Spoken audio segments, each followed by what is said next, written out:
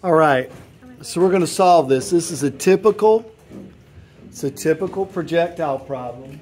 It's a very common, very normal problem. This is about projectiles, and here we go. So in this problem, we know that this thing, this projectile, is shot or kicked or whatever at a 37-degree angle at 40 meters per second. All right? So how long was it in the air? How high did it go? How far did it go? All right, how long was it in the air? Well, the first thing we have to do to find out any of this stuff is what is this velocity right here. Thank you very much, Mrs. Bailey. I really appreciate that. You're welcome. So if we look right here, we know this is a triangle. Here is a side, it's supposed to be at 90 degrees. Here is a side, here is a side. So if we want to know the velocity for this side of the triangle right here, that's the opposite side of this. So the sine of 37 equals opposite over 40, because this is the hypotenuse. This is the SO part of SOHCAHTOA. So we'll take our calculator and we'll say 40 times the sine of 37. So literally talking 37 sine times 40 on my calculator. And I get 24 meters per second.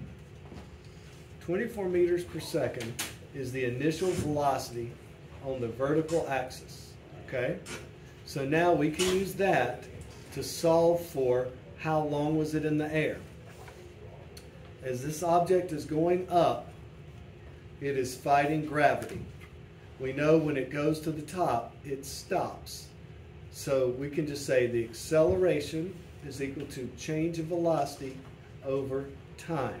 We're trying to find the time right here. We know the acceleration that's fighting it is gravity. Gravity is 9.8 meters per second per second. The change in velocity, it starts at 24 and it goes to 0. So the change in velocity is 24 meters per second. And now we can solve for how much time it would take to go up there and stop. Using Algebra 1, I can take the 9.8 and the t and I can switch them. T is equal to 24 divided by 9.8. So I'll take my calculator, hit divided by 9.8. Because my number 24 is already in there. I get 2.46 seconds. So it would be 2.46 seconds for this to go up to the top. But guess what? It also has to fall back down. So 2.46 seconds times 2 is my total time in the air. I hit times 2 on my calculator. I get 4.9 seconds. It's really 4.91. So I'll put that to 4.91 seconds. How high did it go? To find out how high something goes, you can just use the shortcut formula. You can use this formula every time. XF equals 1/2 AT squared. Now, the final distance is how high it's going on this axis, right here. We're fighting gravity, so 1/2 of 9.8 times t squared. The t we need to use for this problem, since we're just solving for how high it went. The t is going to be just the 2.46, just how long it takes to get to the top.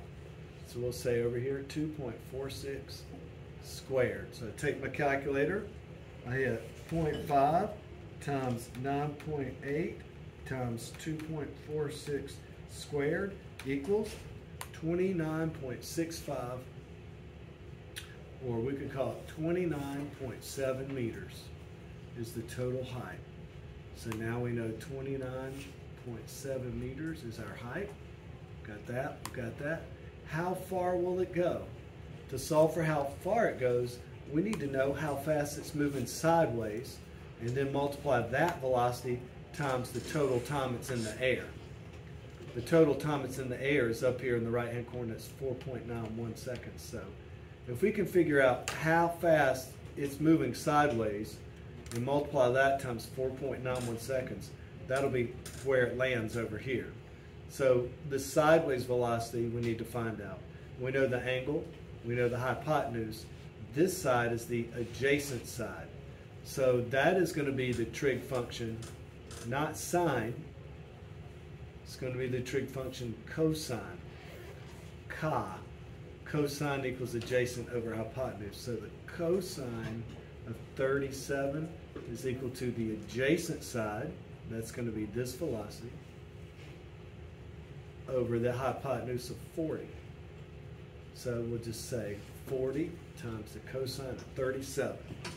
So I'll type in 37 cos times 40 equals this 31.945.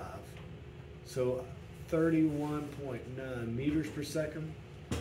31.9 times 4.91 equals this 156.85 meters, or 156.9 meters.